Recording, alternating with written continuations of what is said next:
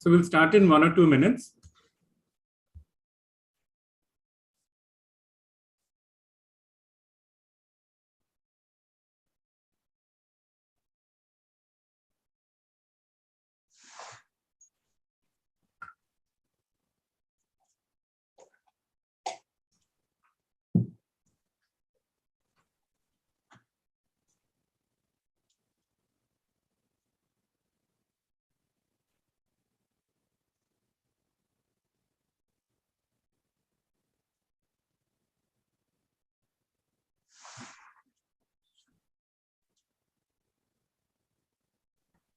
Didi, should we start?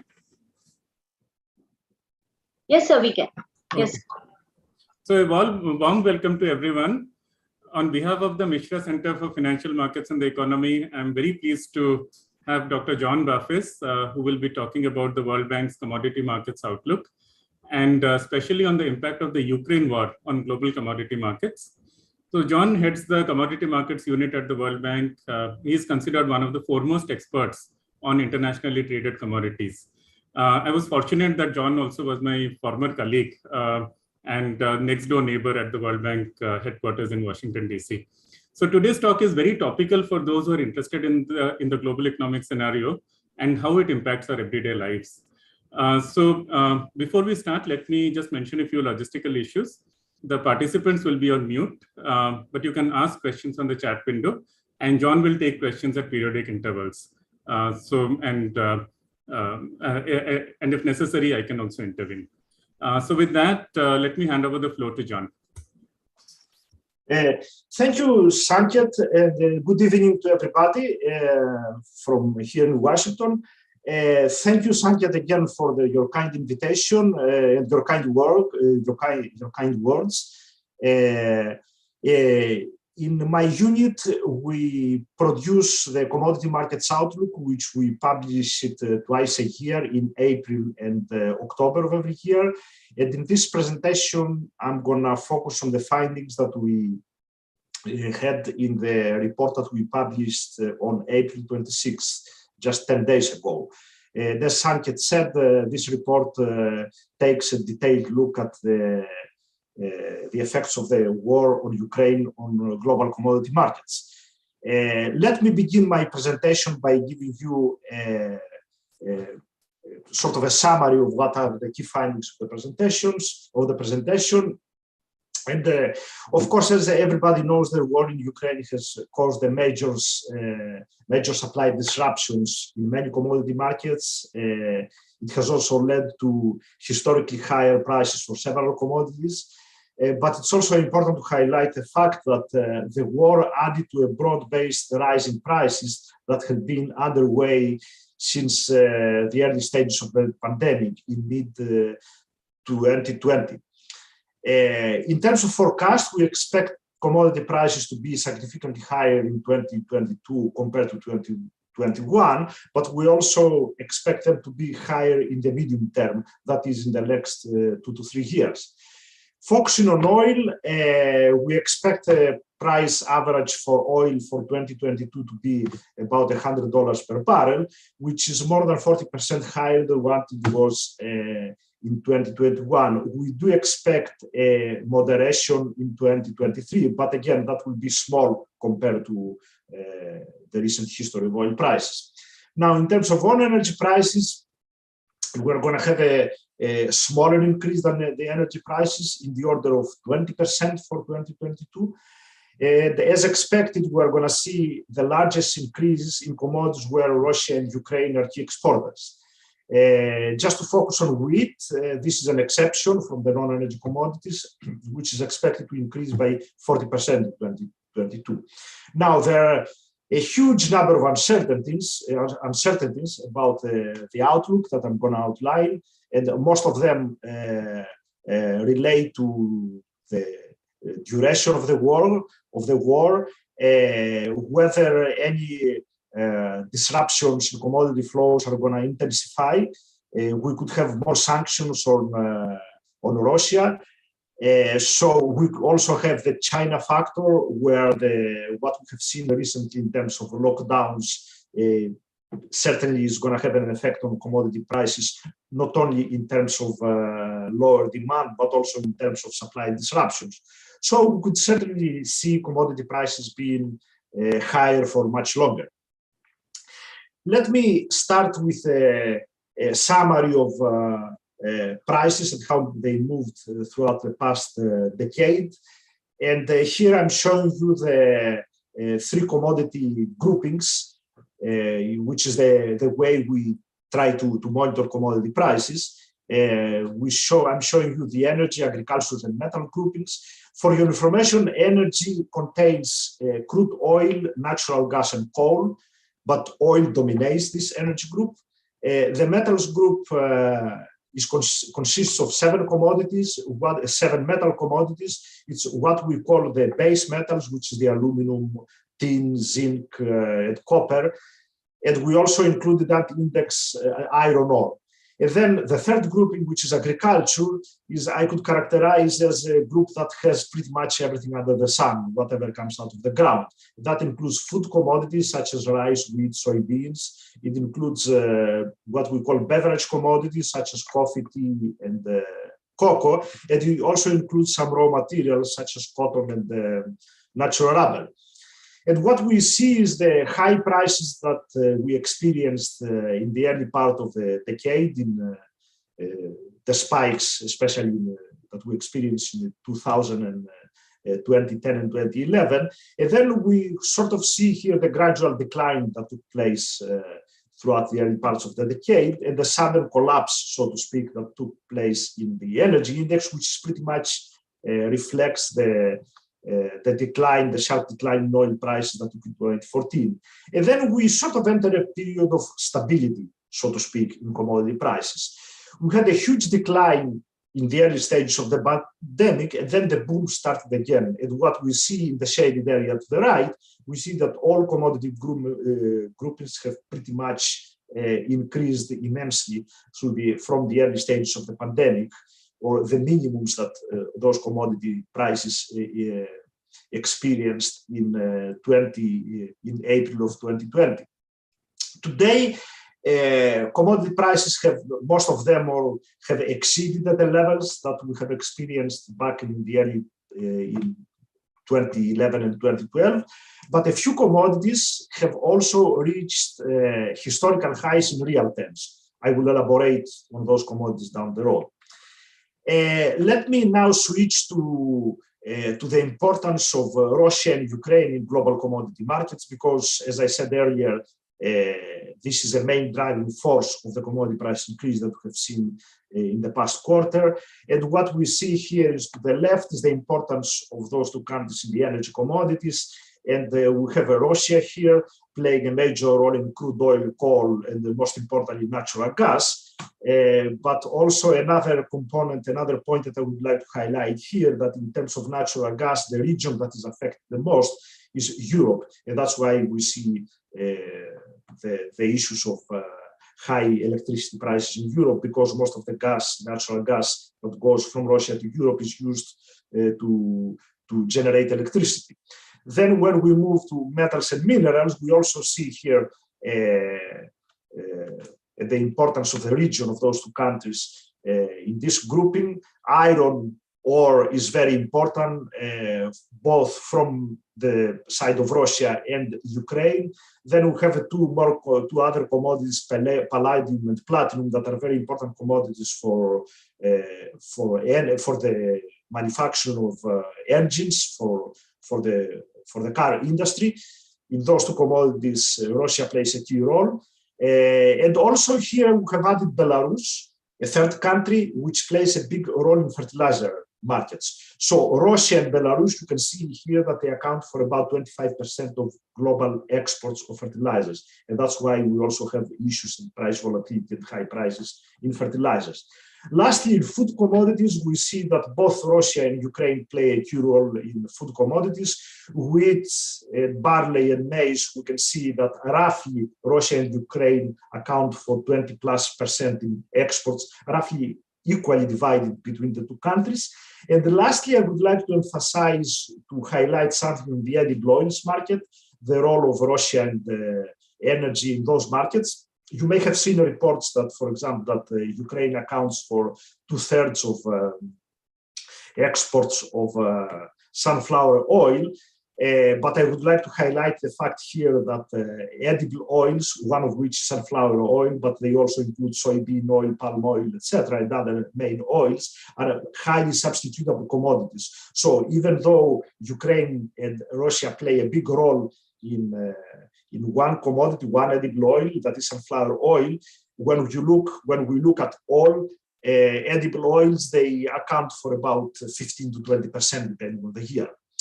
Now, this is the picture of the importance of those countries, these two countries, in the global trade of commodities. Let me now focus on energy and start with oil and coal and natural gas prices, how they sort of moved the last decade. You can see that following an average of more than $100 per barrel of oil prior to the collapse in 2014, we had experienced much lower prices, including the very lows in April 2020 during the early stages of the pandemic. And since then, we have seen pretty much a skyrocketing of oil prices, which now are about the average. They are fluctuating around the average that we had seen prior to the 2014 collapse. When we look at coal and natural gas, the picture is different here. We see natural gas prices in Europe have literally skyrocketed, and now natural gas in Europe is traded between 4, 5, or 6 times of what it used to be prior to the year before, in 2021 and rather in 2020. And we have also seen a huge spike in the prices of coal and natural gas. So the key takeaway point that I would like to take from the energy markets is that the energy so-called crisis that we are facing now, as opposed to similar crises that we had seen in earlier, let's say, including the 1970s or in 2007, 2008, that today's energy crisis is mostly concentrated or reflects developments in coal and natural gas, as opposed to earlier crises, which reflected issues that unfolded in the oil market. And that's one key takeaway point that I would like to take from this. And that's very important because it's much more difficult to solve problems arising from natural gas because of the way natural gas is being transported and stored. It's not like crude oil, which you can put it in a ship and you can ship it everywhere, so to speak. You have a lot of flexibility in oil. When it comes to natural gas, you do not have much flexibility. You have to either have a network of pipelines, or you have to have what we call liquefied facilities for ships to transport natural gas. And coal also is a very bulky commodity, so it's difficult, it's very expensive to transport for long distances. So that's why the energy crisis that we face today, we think that is much more important, have more important implications in the global economy than the crisis that we faced in oil. Now, before I turn to other commodities, I would like also to highlight the fact that when we look at oil prices in real terms, for the past 50 years, since 1970, what we see now that oil prices, indeed, they are high, but they are about twice as much as the historical average of $56 per barrel, but they are much lower, again, in real today's terms, than the peaks they had reached either in the late in 1979 or right before the financial crisis, right after the financial crisis of 2008. So, key takeaway point here, yes, crude oil prices are high, but not as high by historical standards. Now, when we look at the same picture for, let's say, European natural gas prices, here you can see that the picture is an entirely different story. That the prices that we see today in European natural gas in terms of real terms, in today's terms, are 4 to 5 times higher than what they have been in terms of average for the past 50 years.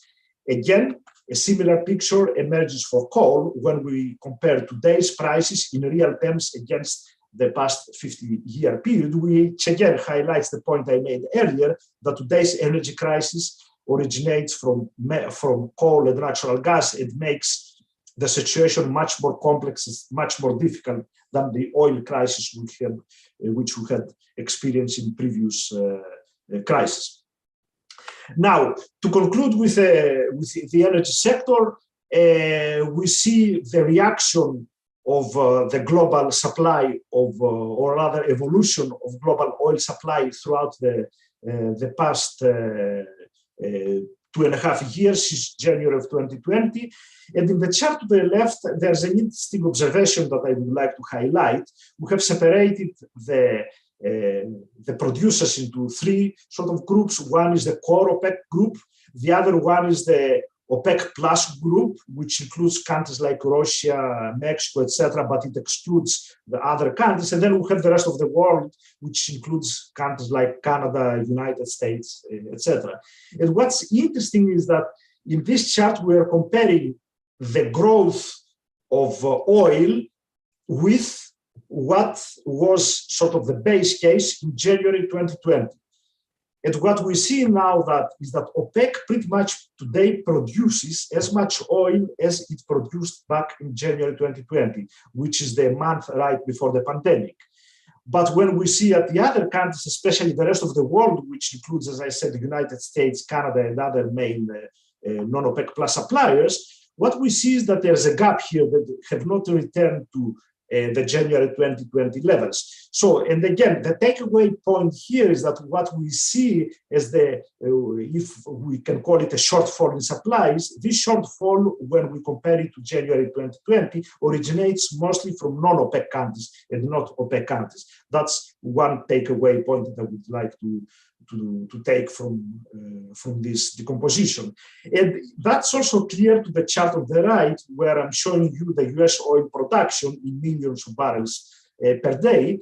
And we see with the latest observation is March of 2020, just 1 month ago, and we see that it has not reached the levels that it was at the first quarter of 2020. Now, what are the key reasons why the US production has not responded as many of us expected?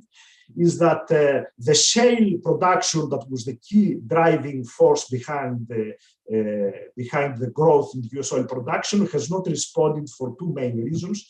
The first is that a lot of shale oil production operations have been acquired by major oil companies, while back then they were operated by small independent companies. And the major companies now, they are interested in delivering returns to investors rather than producing more oil. So they are very careful of how much they're going to increase their production of oil. So that's one reason. And the second reason is that the financing from banks is much tighter now than what it was in the early, 3 or even 5 years ago, because when prices collapsed after 2014, a lot of those small companies went out of business and banks lost a lot of money. So banks that are in the business of financing the shale oil industry are very careful of how much they lend to them. So to summarize, because of the lending, so to speak, restrictions, as well as the fact that those shale oil operations some of them have been sold, have been acquired by major oil companies. Those are the two main reasons why you have not seen much response from the US shale oil industry.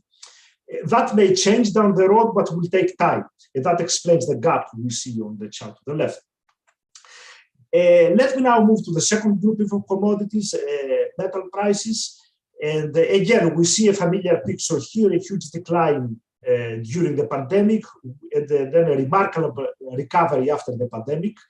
And to the chart, in the chart to the left, I'm showing you the metal price index, but also I'm showing you the global manufacturing purchasing manager index, the so-called PMI index. And this PMI index, in simple words, is a good measure, a good metric of the global industrial activity. When this index goes up, it means that industrial activity picks up speed, while when this index goes down, it means that industrial activity is weakening. And the chart to the left shows this very close correlation between the global, the PMI, the manufacturing activity, and the metal price index. And this is not surprising, because research has shown including research that we have undertaken in our unit, that among the many commodities, the group of commodities that correlates very closely with industrial activities, metals, much more so than energy. And that's why we see this sort of tight correlation between the manufacturing activity and metal prices. Now, to the right, I would also highlight one detail that is very important, that we see the metal price, base metal price index increased almost continuously since 2 years now, but there's an exception in iron ore. Iron ore, by the way, is the main commodity which, along with nickel, they go for the manufacturing of steel. So the price of iron ore pretty much depends on the manufacturing of steel or the production of steel, and of course with the construction activity. And we see this decline in iron ore prices that took place during 2021 because of weak demand, of weak production, slower production of steel by China. Having mentioned China, let me move into the next chart, which shows in the left the importance of China in metal commodities. And again, I'm taking a bit of a longer term look here, and you can see that China played virtually no role in the global demand for metals back in the 1990s. But as soon as China joined the global economy, its importance in metal markets increased. And now today China accounts for about more than 55% of global metal consumption.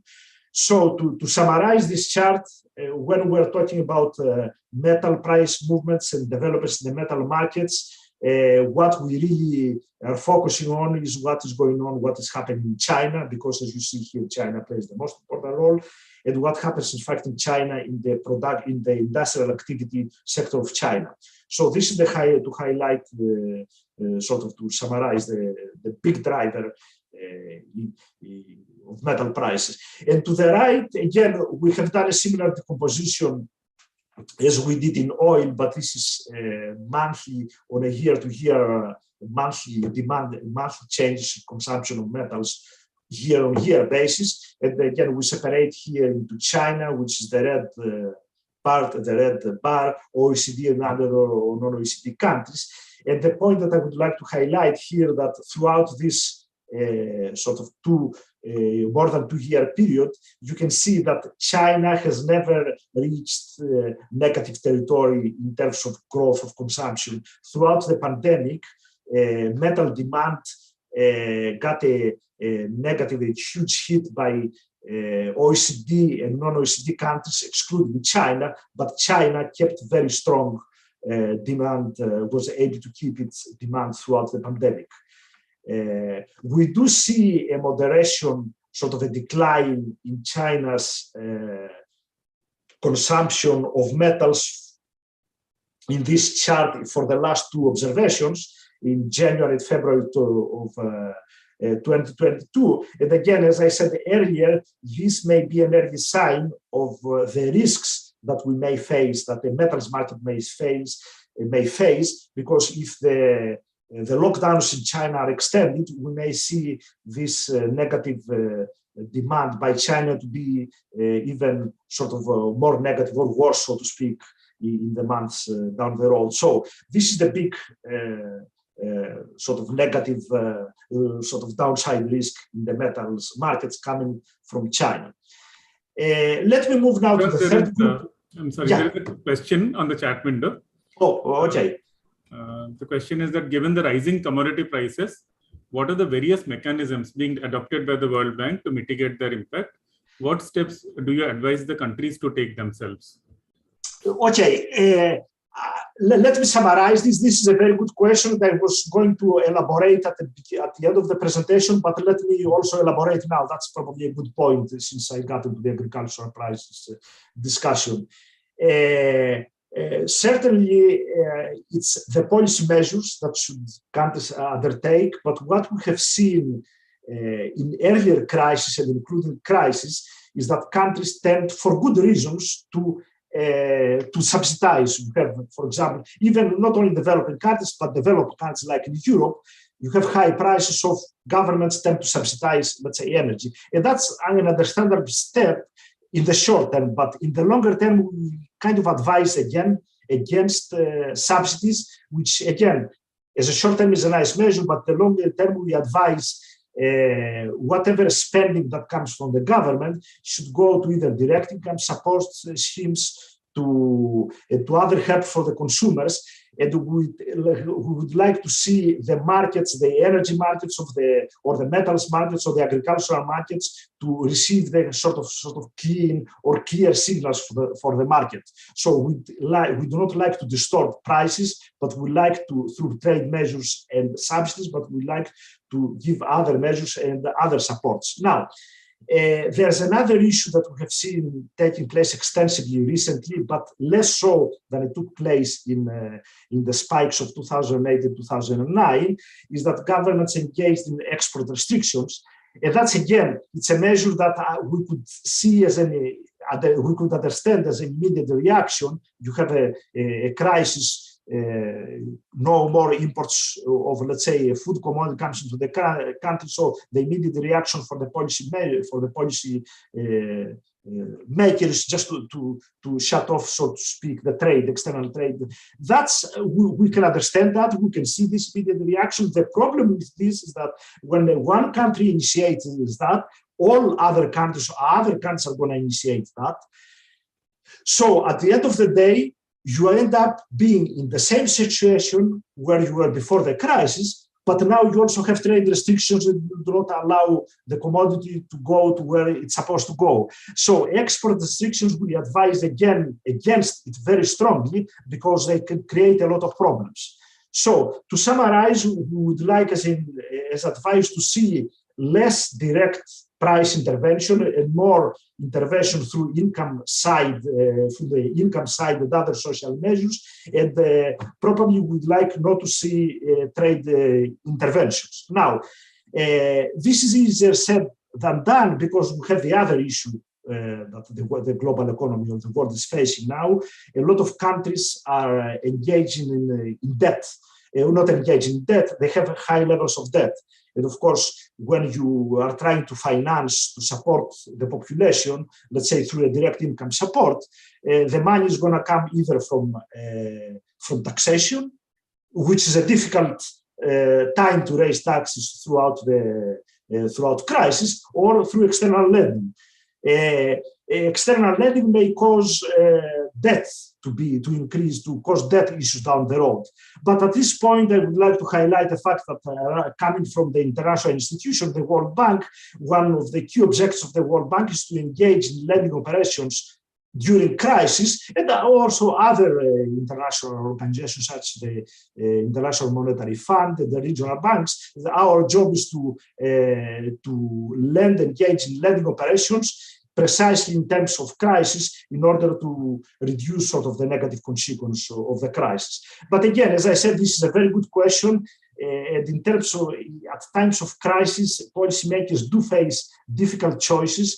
And I would also like to say that the problem with crisis is that we never have the same crisis. We sort of prepare for the crisis. We prepared for the financial crisis that took place in 2008 and 2009, but then we had a pandemic. We sort of understood how to deal with the pandemic, and now we have a war. And unfortunately, as much as I would like to be in the forecasting business, there's no way that I can forecast the nature of the next crisis. It's going to be something that, to be honest with you, I have no idea. I will come back on this question, which is very important at the end of the presentation. Let me now highlight another point in the agricultural markets, in food markets. And I showed you earlier that when we look in real terms in energy markets, especially energy prices, especially in coal and natural gas, that in those two commodities we have reached record highs, historical record highs in real terms. But when we look at, let's say, wheat market, and this is similar in other markets such as rice and soybeans and maize, while we do have you can see the spike to the right, recently, with prices of wheat fluctuating between $450 and $500 per ton in today's terms. The average is a little more than $370 per ton throughout the 52-year period I'm showing, but we also see to our left the high prices experienced during the crisis of the 1970s. And back then, in today's terms, price of wheat had exceeded $1,300 per ton. So when we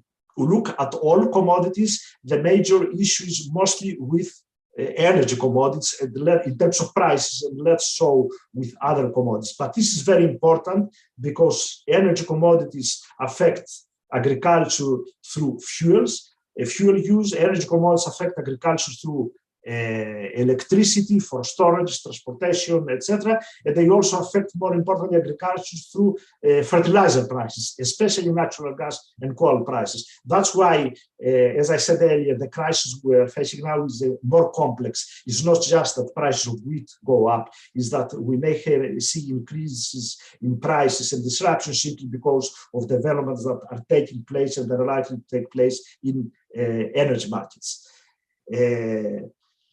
Just to show you a picture of where we are in terms of supplies for agricultural commodities, I'm showing you the supplies of wheat and soybeans. So those are the two of the four most important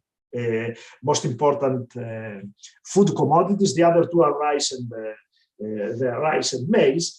And here I'm showing the growth, the year-to-year growth of supplies of those two commodities. And what is clear is this season, the ongoing season, which started the summer of last year and is going to end in July of this year, we had a reduction in both wheat and soybean production. And in fact, in soybean production, it was the first time we had reduced supplies throughout the past 10 years. So we had shortfalls in two of the four main commodities. So that's one of the reasons why we see high prices in both grains, especially wheat, and edible oils. And in addition to that, we had high energy prices and the war. So you have three issues, so to speak, forces behind food prices. You had the shortfalls in those two commodities, high energy prices, which fed to high fertilizer prices and high input costs in general, and the war. So you have a triple, so to speak, crisis here. That's why food markets are reacting in a very volatile way. Now, however, when we look at historically, and when we look at how healthy commodity production is today, the situation today is much better compared to what it was 10 years ago. And what I'm showing you, and perhaps the most important statistic is to the chart on the right, to the bar chart, I'm showing you a metric that we use in agricultural commodities and agricultural production to see how well supplied commodity markets are. And this is the so-called stock-to-use ratio, which in simple terms is how much inventories we expect to have at the end of the season, and we compare that to how much consumption we expect to have throughout the year. And sometimes you can see this metric in terms of inventories, in terms of months of consumption. We see that very often in other commodities, industrial commodities, where you see statistics that, let's say, copper prices, copper inventories correspond to 45 days of global consumption. So this is the metric that we use, and we can see now that this metric today is around 28%. In other words, the inventories of food commodities at the end of this season are going to correspond to 28% of what we expect to consume in this season. That is lower than the 31% we experienced in 2017, which was the highest in the recent decade, in the recent 2 decades rather, but this is much higher than the 17% we experienced in 2006 and 2007. So the takeaway point from this chart is the following, that although we have those three sort of factors behind the push in higher prices for agricultural, for food commodities, the global availability in food commodities today is much better than what it was 10 years ago or 15 years ago. Of course, that does not mean this is going to last, because we do see a downward trend in the availability. And if, for example, we have a combination of bad weather, let's say in Australia and Eastern Europe, as we experienced in 2008 and 2009, certainly that picture can be reversed. In a sense, I would argue that we have not seen a larger increase, much more increase in food prices because of the healthy, so to speak, supplies of agricultural food commodities that we have now. Lastly, let me again highlight 2 points that I highlighted earlier. In terms of risks for food commodities, to the left we see the natural gas, European natural gas prices, fertilizer prices, and coal prices, which have been high by historical standards, and they have moved very close with each other. And as I elaborated earlier, those are key inputs to agricultural production, and that's where most of the risk comes in food commodities. Now, when we look at, in terms of other risks in food commodities, we have also the biofuel production, which have increased considerably throughout the past 10 to 15 years. And that's a very interesting statistic I'm showing here today. Biofuels, which are coming mostly from Brazil, European Union, the United States, but also other countries are joining to increasing the biofuel production recently. So biofuel production accounts for about 1.7% of global oil production. So in simple terms, global oil demand is around 100 million barrels per day. Biofuel production accounts for about 1.7 million barrels per day. And that's a share of global oil production. But when we look at all energy production, oil accounts about 1/3 of global energy production, which means that biofuels account for only 0.5% of global energy production, of global energy demand. Very little. Only 0.5% of biofuels account for global energy demand. Now, when we look at the share of biofuels, how much land is allocated to produce biofuels, some estimates show between 3 and 4% of global land allocated to the production of biofuels. And this is one statistic I would like to highlight here for the audience, is that 4% of agricultural land is allocated to biofuels, which correspond only to 0.5% of global demand for energy. So you can see here that the math is, so to speak, against biofuel production. We allocate a lot of land to produce very little in terms of energy consumption. And that's another risk that we have as we go down the road, because now that energy prices are high, policymakers have a tendency to introduce mandates to produce more biofuels to mitigate the effects of higher energy prices, which is understandable policy reaction. But on the other hand, as I said earlier, we see that accounts for a lot of land. So the policy makers may be solving a small problem, or rather small part of the problem on the energy side, but they may create a much bigger problem on the food side. So that's, again, going back to the question that was asked earlier, what policymakers can do. This is an important point that policymakers should pay attention and do not try to solve a small problem by creating a larger one. Lastly, I would like to show you what we have reported in the commodity markets outlook in terms of forecasts. What I would like to highlight is the column, not the last column, the penultimate column to the right, which shows the 2022 forecasts. And we expect on aggregate energy prices to be higher this year, a little more than 50% compared to what were in 2021. And they are going to, according to our projections, they are going to moderate by about 12% in 2023, next year. If you see down the column, you see also fertilizer prices that are pretty much mirroring the behavior or the forecast of energy prices. And again, this is not surprising because fertilizer prices, or rather fertilizers, depend a lot of energy, because fertilizers, some of the fertilizers ammonia, nitrogen-based fertilizers are made from natural gas. And in fact, China produces nitrogen-based fertilizer from coal. So whenever coal and natural gas go high, they spike, that has an immediate effect on some nitrogen-based fertilizer prices. And there are other types of fertilizers which also use other inputs which are also energy related. And that's why we expect a 69 or nearly 70% increase in fertilizer prices, which is in line with the energy prices. And when you look at the other commodities, especially agricultural and metal commodities, we pretty much expect an increase of about between 20 and 30% for this year, and a moderation of between 10 and 15% next year. Now, in terms of risks, I think I have talked a lot about it a while ago.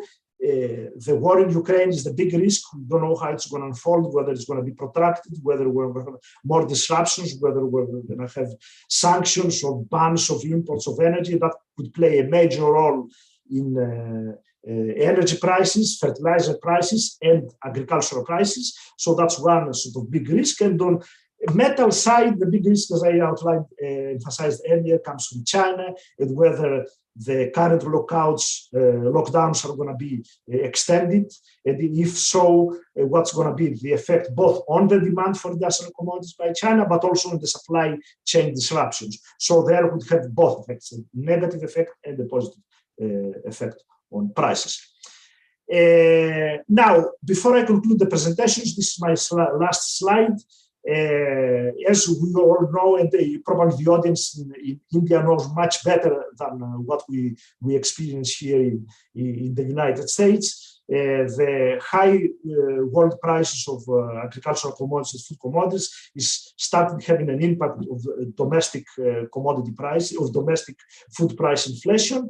And in the chart to the left, we have taken the 1 year change in the world food prices between the first quarter of 2021 and the first quarter of 2022 versus the first quarter of 2021. So this is an annualized price change.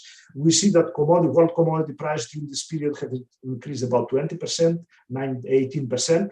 And then I'm showing you the food price inflation, the average food price inflation across the 6 regions in the world: Sub-Saharan Africa, Latin America and the Caribbean, South Asia, Middle East and North Africa, East Europe and Central Asia, and Southeast Asia. And the worst, so to speak, region is the Sub-Saharan Africa, followed by Latin America and the Caribbean region. And the least worst, or the best, so to speak, region is the East Asia and the Pacific region. Now, the East Asia and the Pacific region is very interesting, and it's not surprising why they have low inflation, because one commodity that did not really increase, it has been remarkably stable the past 2 to 3 years, is rice. And rice is a major staple in East Asia and the Pacific region. That's why we do not see any much inflation there. On the contrary, we see a lot of inflation in Sub-Saharan Africa and Latin America and the Caribbean, where you have consumption of wheat and maize being sort of the major driver in those two regions. And of course, you have to the right some countries that experience huge inflation. And interestingly, they are not countries like either in conflict or very low income. You have countries like Turkey, for example, or Argentina experience inflation which ranges between 50 and 70%, and countries like Sri Lanka and Ethiopia, which also increase inflation, food price inflation in the order of 40%. So inflation, food price inflation is a global phenomenon across both developed world and developing world. It's not just an issue concentrated in a few countries, and that's indeed is what has sort of triggered attention by the central banks and how they are going to act with respect to raising interest rates. Now, that concludes, that concludes my presentation. What I'm presenting now, all the data are available in our website. World Bank /commodities, World Bank /commodities. We publish occasionally blogs, especially after we produce the commodity markets outlook. We publish blogs on each commodity, so you can log on there. You can go there rather, not you can have to go there and see our commodity markets.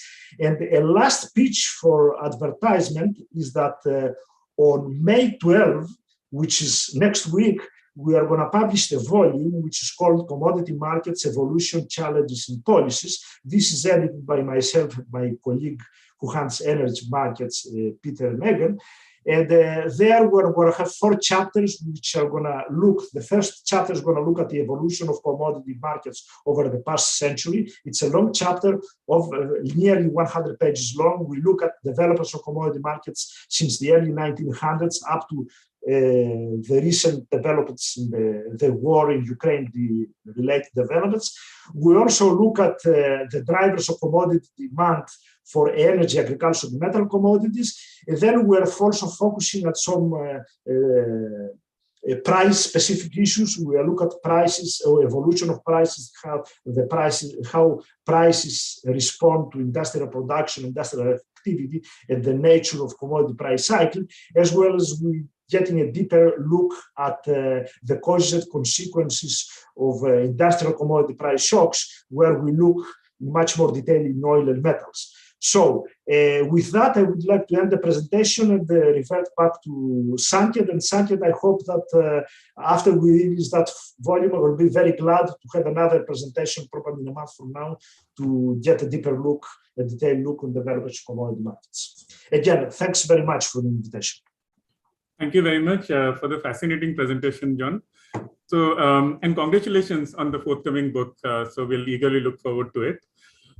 So I think we have actually addressed one of the important questions about, what governments can do to address this rise in commodity prices across the world. One of the concerns, the world has been hit with a double whammy. First, you had the COVID crisis, and then you had this Ukraine war, which is causing a very steep rise in commodity prices. And for countries like India, India imports around $120 billion of crude oil. So India is a net crude oil importer. So that has caused that's caused a very steep increase in the wholesale price index, and the CPI index is also, the consumer price index is also rising. So when with this kind of developments, there are concerns that there might be a situation of stagflation, where you might have very high prices and weak growth because of the supply side shock, which happened in the 1970s. So could you please elaborate on whether we might see a similar kind of situation, or is today different from the 70s? That's a good question. Thank you, Sanket. That's the question, of course, that our colleagues have been debating every day. Let me also say just a cautionary note here that I'm not a macroeconomic expert, so anything I say about macroeconomics should be taken with some caution here, but you raised a very good question. And in fact, in the report, we do look at this issue. We are comparing today's crisis, meaning the pandemic, as you said, and the war in Ukraine, with what we experienced back in the 10 years ago with the price spikes of 2008 as well as 2011. But we also take a look and we compare the current situation with the 1970s. Now, what we have found, there are some important findings there. And then again, as I said, they are in the report, in the special focus of the Commodity Markets Outlook report. What we have found that you have a similarity across the 3 commodity sort of spikes, 1970s, 2010, and now, in the following way, that you had a huge increase in energy prices that caused increases in fertilizer prices, that causes increases in food prices. This is very sort of similar across all across the 3 commodities, the 3 booms that we experience. Now, there's one, and also when we compare today's with 1970s, we also have 2 more similarities, I may add. We have the similarity that in 1979, in the second crisis, we already had a high inflationary environment. Today also we have inflationary pressures as we enter, so to speak, the war in Ukraine phase. And another similarity between 1970s and now is that we have conflict-driven crisis. Back then, we had conflicts in the Middle East and embargoes of exports, etc. And today, you have conflict in Ukraine and Russia and the corresponding embargo. So there are a lot of similarities between then and now. Now, there's one important difference between then and now, or a few important differences. The first difference is, I highlighted that in the presentation, is that the 1970s was an oil-driven crisis, and to some extent 2008 and 10.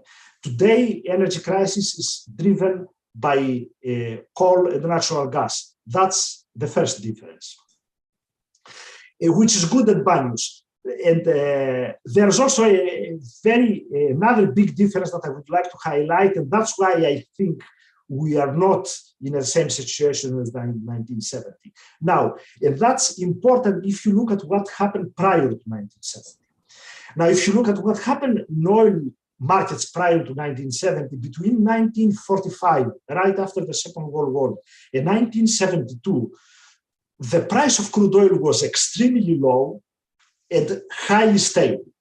So in other words, the economies leading to 1972 oil crisis, they were, as many economists have put it, they were addicted, so to speak, into cheap oil prices. Basically, let me put it this way, oil was a free commodity, if I can put it in that extreme. And that's why that presented a huge shock to the global economy. So the global economy in 1973 and 1979, a few years later, literally in one morning, woke up and faced one commodity was pretty much free good. And again, I'm taking I'm using a bit of an extreme language here, but I just want to emphasize that point. We're facing something which was a free good, so to speak, and now it became very expensive. Today it's different, because today we have the experience in between 1973 and now, and we have faced many crises. So the economies are much better prepared of how to respond with this crisis.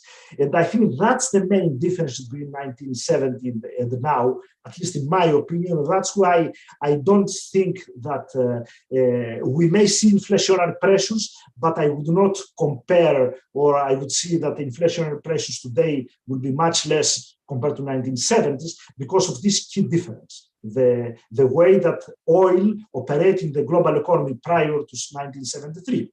Now, the other issue I mentioned, that today's crisis is mostly related to natural gas and coal.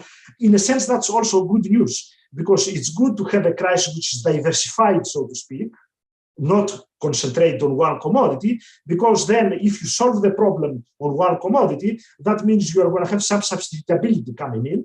And this, by the way, is an issue that we address in the book, in the second chapter, in the demand drivers. Substitutability plays a big role. So if you have more production of coal, you can speed up, so to speak, coal electricity generation from coal, and you can reduce, let's say, natural gas, electricity generated from natural gas. Now, there's a problem here, because there's no lunch free, as some economists like to say. And the big elephant in the room is the energy transition.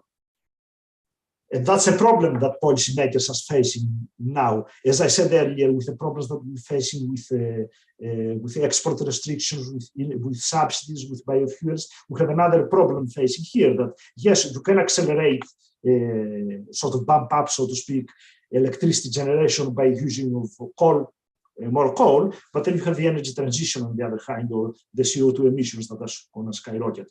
So you have the longer term constraint. Again, I'm going back to the point I made earlier, regardless of from the policy making perspective, regardless of what solution policymakers give in the short term, let's say in the particular case, probably to focus more on accelerating consumption of fossil fuels, we should not lose sight of the longer term, which in the case of fossil fuels is energy transition. Again, the same issue arising in all circumstances, how to address the short-term problem versus the longer-term issue. So John, thank you very much. There are a few comments on the chat window. Yes. I can kind of address some of them. Now, one of the questions is whether we can decompose the sort of the contribution of some of the contribution of the factors that I have mentioned. Certainly, in the academic community, there are reports or papers that are going to addressing this. We have not done that per se, but we do have an idea. And in fact, it's important. It's a good question. I will elaborate on another point that I may have missed earlier. Is that although most of the attention right now is focused around the war in Ukraine and the effects on the commodities that are important from the trade side by Ukraine, Russia, in the case of fertilizer, Belarus, it's very important to have in mind that most of the commodity price increase have taken place prior to the war in Ukraine. So we did see the spikes recently, especially in wheat and natural gas. But as I showed you in the charts earlier, the boom in commodities, or the spike in commodities, started in mid of 2020. Now, that partly responds to the decomposition of the question, which is that most of the boom or the spike in commodities originates from supply chain disruptions in supply chains, which were visible which started sort of becoming very important problem in the mid of 2020. So that was one reason. And another reason, of course, is that you had a lot of fiscal stimulus, which certainly increased the consumption of commodities. And a third reason is the fact that now that we shifted sort of the consumption patterns to more commodity-intensive patterns. We all work from, or some of us, or most of us work from home, so we had to renovate our homes. A lot of people, especially in this country and in other countries, because they were spending more time at home, they made backyards, they made decks, the other things. And the bottom line, what I would like to emphasize here is that all those are commodity-intensive commodity-intensive activities. So, in a sense, we shifted back to the growth that we experienced, or the rebound that we experienced in the global economies was commodity-intensive. So that's the third reason. So, indeed, you have the war, you have the monetary and fiscal policies, but you also have the shifting commodity demand as well as the supply chain disruptions. Now, personally, I would probably put the first in the list, the supply chain disruptions. That's my sense, if I had to rank those four issues. And I would also place them as a first risk down the road. The first biggest risk in the following sense.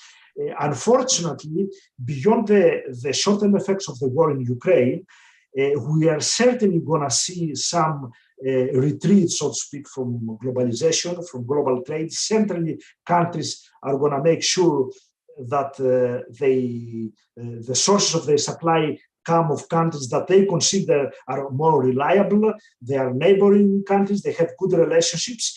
And that, at the end of the day, we could also see some reshoring. Companies are not going to trust all those sensitive value chain sort of networks around the world. The companies would like to have production facilities, storage facilities closer to home.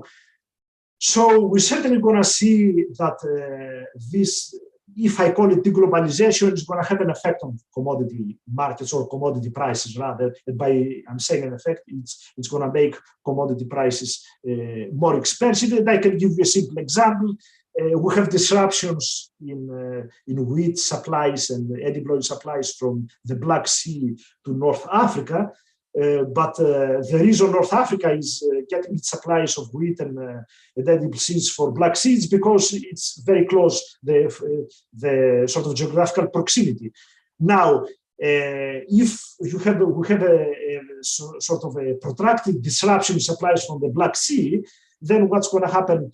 Where are they going to get the supplies in North Africa? You have other supplies in Latin America and North America from oilseeds, and Australia from wheat.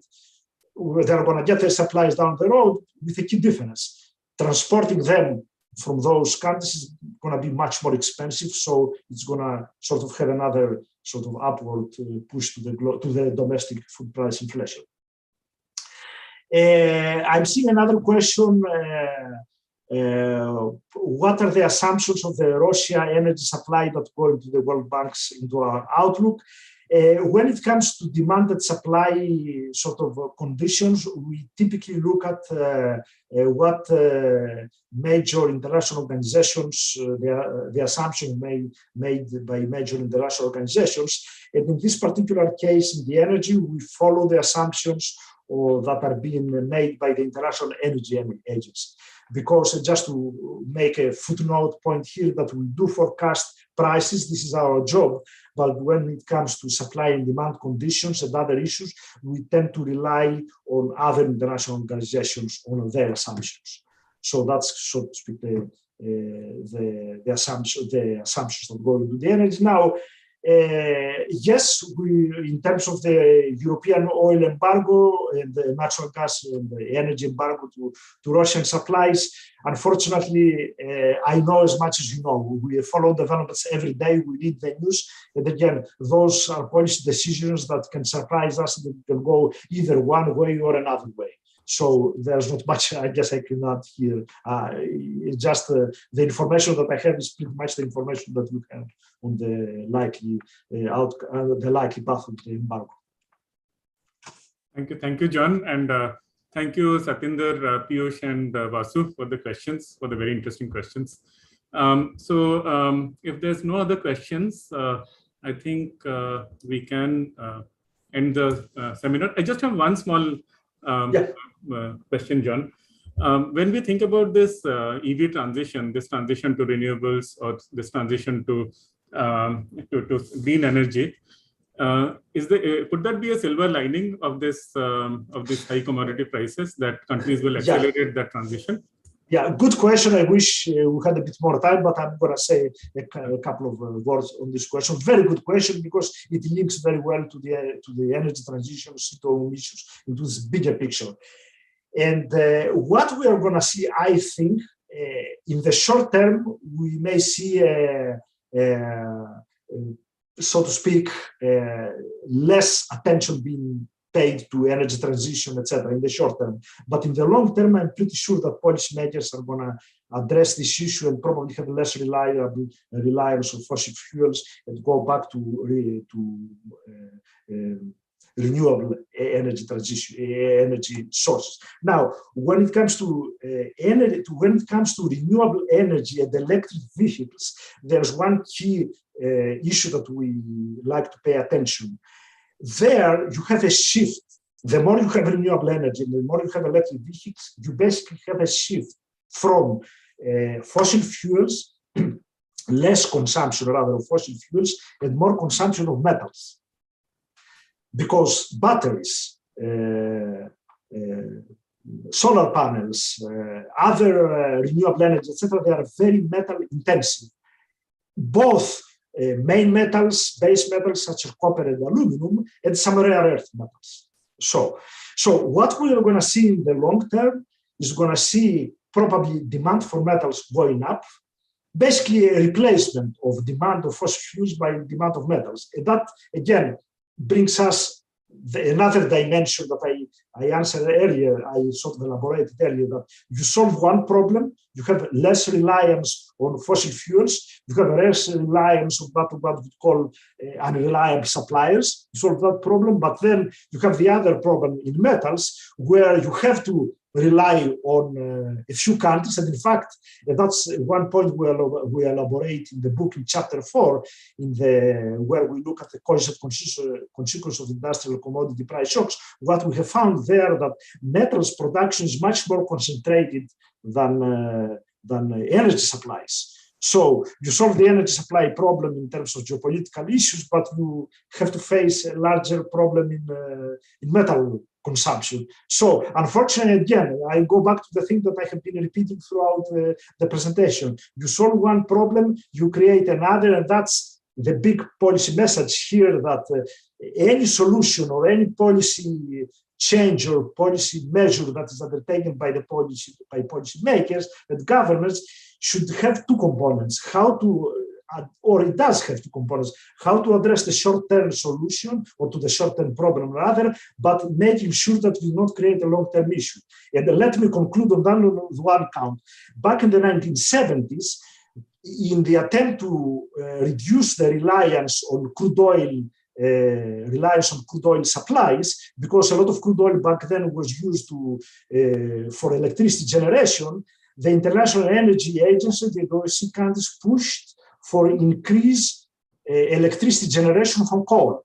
So that was the solution to the problem, the policy solution to the problem, which is in the short term, you have to do this in the short term. But then we see the consequences today. We relied a lot on coal and we created the CO2 emissions. Again, the typical sort of issues, short-term measures, solving the short-term issues by not intensifying or creating a long-term problem. Thank you, John. I mean, this is a brilliant presentation. I mean, and I think all of us really learned a lot from this. I think there's no more questions from the audience, so we'll end the talk here. So I'd like to thank John again for the presentation at the Mishra Center for Financial Markets and Economy. And we look forward to having you again when the book is launched. Thank you, John. Thank you. Thank you, Sanjit. Congratulations on your new assignment and responsibilities. And I hope I will see you soon with the book.